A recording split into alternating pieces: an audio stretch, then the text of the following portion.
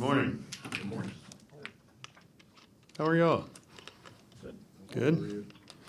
Great. Fantastic. Any questions? Wes, when you have a player like Nick Vanette, just he's been around for a long time and on the practice squad and maybe mixed in a little, and then you ask him to take on the role he did and play the way he did. I mean, what does that say just about him and his professionalism to be able to take on that role that he did against Detroit? Yeah, I think it says about Nick kind of what you're saying. He's a true pro. You don't make it 10 years in this league. Most guys don't make it 10 years, period. But especially in different roles like he's played, it's not like he's been always the feature guy everywhere he's been, but he's played a lot of football over the years. He understands what it takes from a professional standpoint, being ready at any time to be called up. He's been the guy that's been up, for games and played every week. He's been the guy now that has to be ready, has to take care of his body, all those things that real pros in this league do, and the guys that make it a long time. And just like how valuable was that to you to be able to use the bigger personnel against them? Yeah, that's why we had Nick here, to be honest. I mean, you like to have some different skill sets with your guys, particularly on the practice squad at different positions. But at the tight end position, you're thinking about scenarios where, okay, maybe Josh Oliver does get a ding or something where he has to come out of the game. Now you've got a capable big man to be able to fill some of those roles. And same kind of thing with TJ and some of the guys that you're trying to develop. How important was it for JJ not only to have a good game, but immediately after coming back again, we saw his emotions, but just for him going forward, just how powerful that each time he's had to come back, he has shown that he can rise to the challenge in some way, shape, or form. So going forward, when you've seen young guys, how important is that? I think with JJ, you absolutely love the competitiveness. I think the guys feed off of his energy, his fire, his passion for the game. And it's like any young quarterback in this league. He's got to be able to balance the times where he's completely amped up, but also has to be locked in from one play to the next, regardless of what play it is or what down and distance situation, all those types of things. And there's going to be a continuous growth from a young player who hasn't played a lot in this league. So, and what you love about him is he's a sponge. He's taking everything in all the time, listening to everything, writing things down, asking the right questions. And he's extremely intelligent. He's got this fire and he's jumping around, but he's a very intelligent guy, and I believe that's what you need to have kind of as a baseline before the talent shows up. A baseline level of intelligence to really be able to function at a high level in this league. What did you think of just the operation, just that him orchestrating it on Sunday? Yeah, we had some miscues, but really, the few things that kind of came up really weren't, JJ as much as, just guys being locked in, being able to hear everything. It was a hostile environment. Those guys are rowdy, and, they've been winning a lot of games the last few years. So, but I thought from JJ's standpoint, silent count, motions, checks, some of those checks where you see him stepping up into the line of scrimmage because, those linemen just even 4 or 5 yards back can't hear him. So getting down, getting back, making sure, he's aware of the play clock, all those types of things. I thought he handled it extremely well, really for the second road game on the, in the division. What do you see with Kyle Hamilton on film? Smart, instinctive, long, ball skills, physical. He's really good. Yeah, he's really good. That back end that they have, and I know they've invested in it over the years. There's a lot of first-round picks and a lot of talent back there, but maybe the probably the best overall secondary group that we've played thus far. Just what have you seen in terms of the growth of Donovan Jackson throughout? You had the little the injury, but it seemed like he looked very comfortable against some really good players in Detroit. Yeah, I don't know what his PFF grades were, but Pretty good. it's a whole nother conversation. But yeah, I mean, I think some former players have spoken out strongly about PFF grades. As who is the person in the room giving out these grades? Love PFF. I want to make that clear for the tools that it gives us as coaches. It's been an unbelievable tool where we're able to kind of pull up. They've even got like a little AI search bar now on the PFF Ultimate that we use, where you can. It's pretty good. You can basically type up anything I want to see.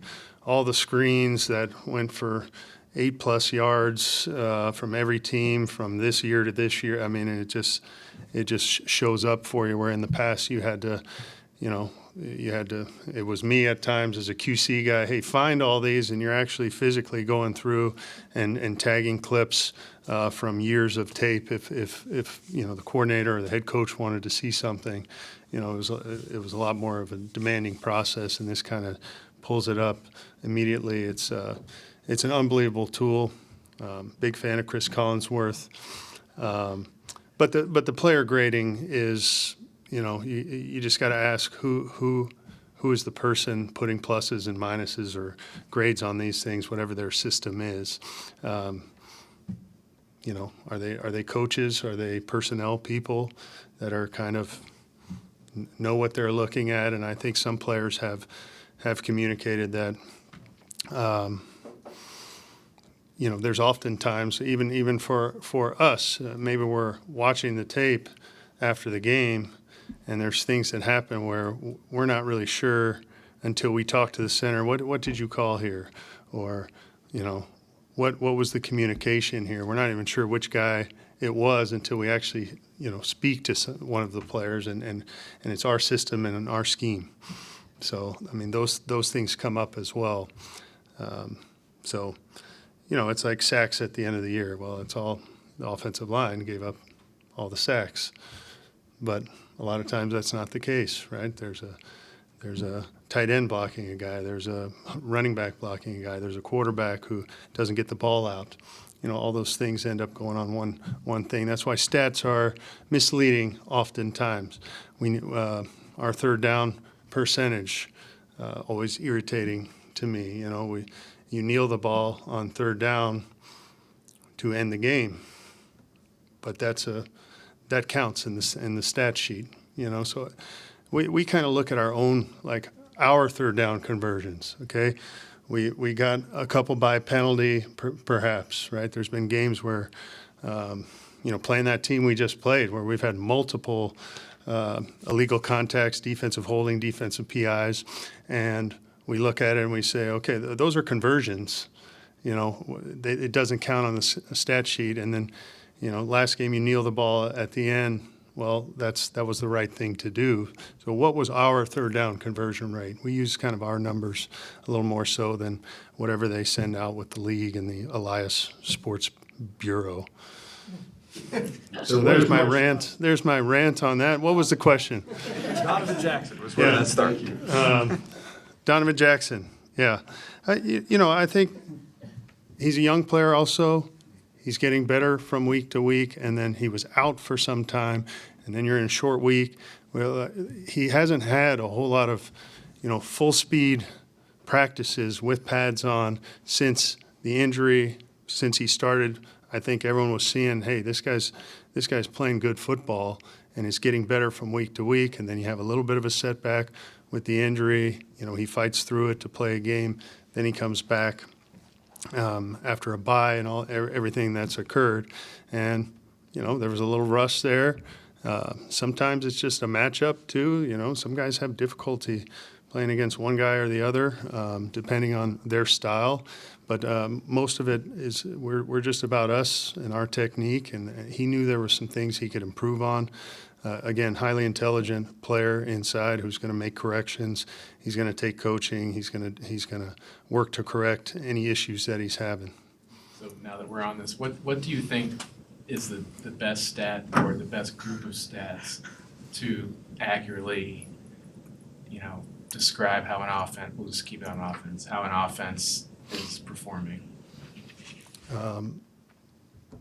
Yeah, again, I am not a stat guy, like probably less than anybody on our staff. I just think the coaching profession is, regardless of the results, it is the coach speak process over, like, regardless of the results, we have to go back and evaluate each individual player on each individual play and try to find solutions.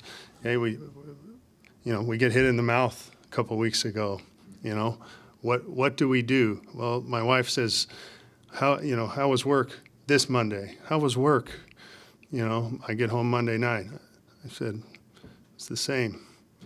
She said, well, yeah, but you guys won a big game, and yeah, there was a little bit better vibe, maybe, but I have to do all the same things that I did after the Chargers loss, and yeah, we felt awful about that. But got to do all the same work, all the same evaluations, try to find solutions to the issues, to the problems. Just because we won that game, there's a whole lot from our standpoint that we know we can be better at and we need to clean up. So, Pretty general question, but how important is running back pass protection, do you feel like, just the offense is succeeding? I think it's really important, and I think it's a little bit of a trend, trending more towards teams finding ways to bring pressures to keep your back in or force him to protect. Now what does that entail? It usually means dropping some of your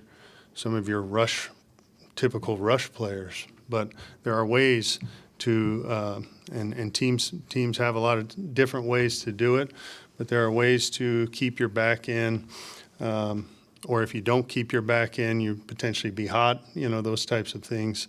But I do feel like it's increased more over the last couple of years, where you're starting to see more of those types of things where they're more worried about, okay, we might have a lesser player in coverage as a coverage player, maybe it's a defensive end, but they're getting in some sort of window potentially, and we can keep the back in, keep him from getting out. Now you got 4 eligibles out. So I think it's extremely important. From a running back standpoint, there's a lot of drills they do for footwork and ball security is obviously a huge part of it, but it's your tracks and your reads in the run game, and it's pass protection, assignment, and technique in the pass game. I mean, that's really the kind of the pillars of running back play in the NFL. Wes, with Miles flashing in the return game, I'm just curious about his development as a receiver, what you've seen from him in that capacity since he's been here, and the areas you think he's improving.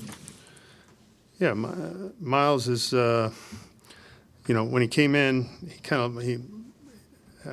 can't remember the number he was wearing in training camp, but 31.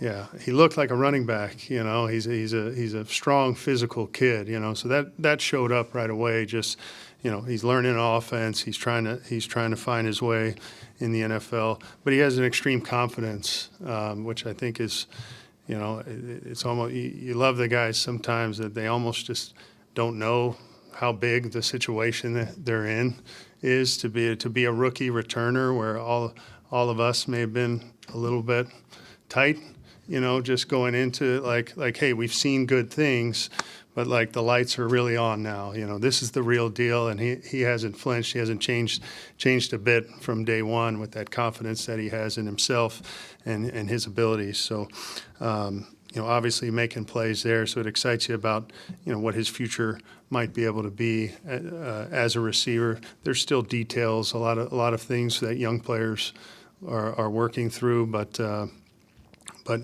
you love his ability as potentially a slot guy, going forward, where sometimes has to do some dirty work in there, in the run game, being closer to the core, those types of things, and then his quickness and of course his run after catch ability shows up in the return game. I believe you guys had mentioned the possibility of having Aaron and Jordan on the field at the same time. We saw what could happen from that this past Sunday. What does the presence of those two guys or the two-back system coming back a little bit do to challenge the defense? Well, I think a lot of times most people, when you put two halfbacks out there and two receivers, most people are going to treat that and play nickel defense. But it kind of gives you, it's kind of that like, okay, you got T.J. Hawkinson in 12, are you treating that as nickel or are you putting base in there? And if you're nickel, you could be potentially a little bit lighter in the run game, those types of things. And I think the two halfbacks can do that for you sometimes where, you've got obviously a receiving threat in Aaron Jones.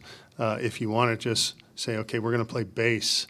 And then you've got the ability to obviously do some things that we've done out of the two halfback look, but we've still thrown the ball even if it's nickel. But now you're saying, okay, you can run your nickel runs, you can run it to either one, you can send guys out, you kind of feel like you can set the guy the nickel where you want him to, and run some of your kind of 11 personnel runs with maybe a little dressing on it. With one of the other backs flying out. We threw the screen to him last time. There's just plays off plays that you can get to, but I think it kind of makes the defense make a little decision as to how they want to play those types of groupings. Thank you. All right, thanks.